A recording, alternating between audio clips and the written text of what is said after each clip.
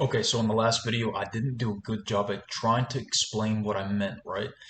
So the preconditioning, right? So when you're conditioning somebody or an animal, for instance, we'll use an elephant, right? There's a story about an elephant basically where it was, chained as a young elephant, and when it grew older, it was chained to a tree, and when it grew older, they used that same elephant and that same tree, and they put chains on the elephant, and the elephant was unable to take out the tree, even though it was like 1,000 times more powerful than the tree itself, right?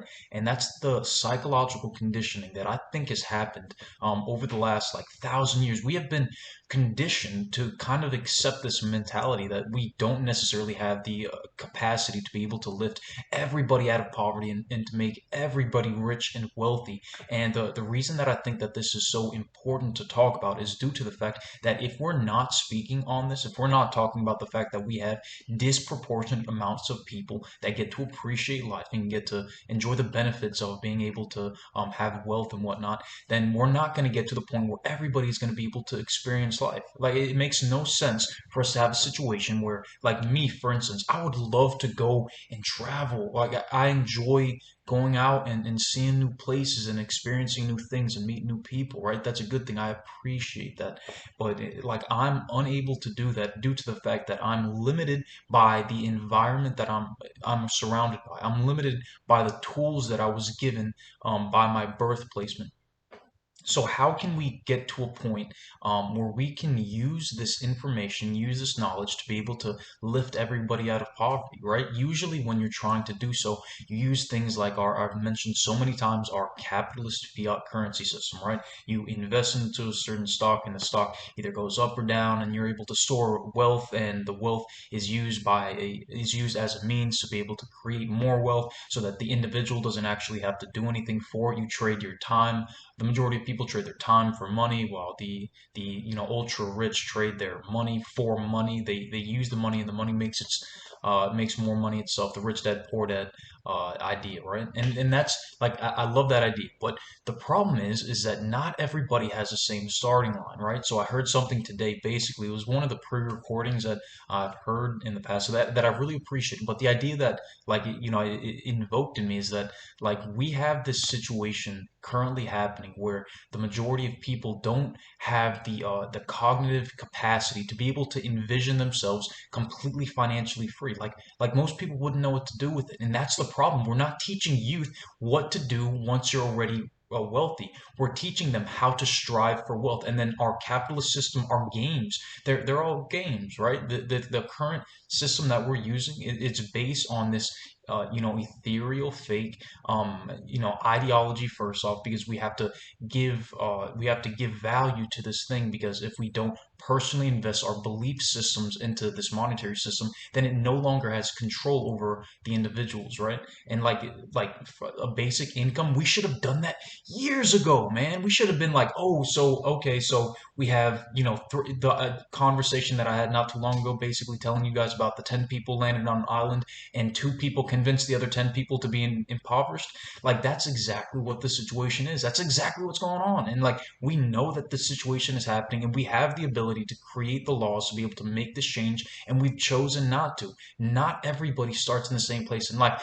Tools of the capitalist system and tools in general are not equal, based on multiple factors, based on race and ethnic minority, based on gender, based on so many different location, like your geolocation, the exact area that you were born to. If you're born into a third world country, you don't necessarily have the same accessibilities as somebody else. I've mentioned all this so many times. So like now I'm just sitting here like, okay, so we know what the situation is. We know what's going on, right? People are good.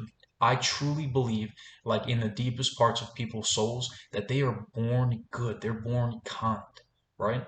And it's the world that corrupts us. And the reason being is usually due to humanistic variables. We'll call them variables, right? The things like greed, things like lust, right? And what compounds that is this situation where we're having so much hardship with people being able to just pay for basic necessities, right? We shouldn't have that. And then we have this, antagonistic type mindset towards this welfare system, and we're not aware of the fact that, Like the majority of the areas that we're considering like welfare states aren't necessarily welfare states. They are areas that they have been impoverished for generations, and there have been strategic reasonings as to why they have been impoverished, right? Some people would say that it's more beneficial because the people in those areas have been become accustomed to having like the governmental systems be able to like take advantage of the youth in that area, or to use them at like as an example, or it's and stuff like that. And so like, I see that, and it's like it hurts me a little bit because and I know we can do better. I know that there's more purpose behind the direction that we're currently going. The majority of people, like if you just sat down and just like examined and looked at what the majority of people are doing, right? We're not doing all that much, right? And that scares me because like I know that we have so much to offer. People in general have so much to offer the world, but they don't get the ability to be able to express that first off because we don't necessarily have the ability to be able to give the people that the youth that would need certain resources that those resources. We just like we're saying we don't have them, but that's not the situation that's happening in the least bit. What's happening is that we're disproportionately giving wealth and giving knowledge and giving training and mentors to different minority groups, like when I think about like the last few years, like there's nobody that really looks like me, right? That was a mentor. There's one person that looks like me that was a mentor in my life, which I sincerely appreciate, right? But what's going on, we're having these kind of situations, and it's like becoming relatively obvious the more I go out. Like I was fishing today, right?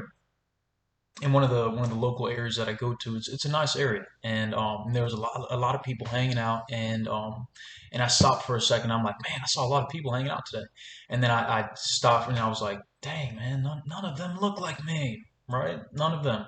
I go when I went shopping, all right, the exact same situation happened, and so it's making me think, right? Like either I am in an area that just doesn't have a certain type of ethnic minority, or there might be like a bigger scale plan thing going on. Like, why aren't there people like me like in TV and in movies? You know what I mean?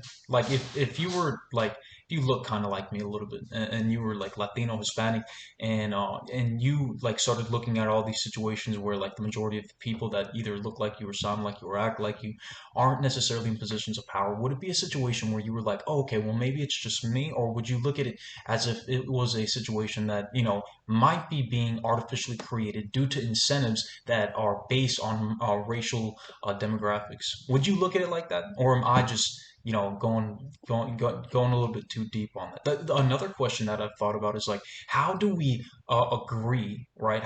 When did we agree? At what point in time did the U.S. public, or citizens of the world agree that we're going to function with this monetary system? At what point in time did we check mark the box that says, hey, you know what? We don't all have the same amount of wealth. We don't all have the same amount of resources. But what we're going to do is we're going to participate in this game because we have no other option, right? At what point in time did nobody say, hey, you know what? Let's stop for a second. We have millions of people that are being born in all different types of the world. So what can we do to make sure that they have an option to basically opt out of this monetary system that's obviously corrupt, and not only corrupt,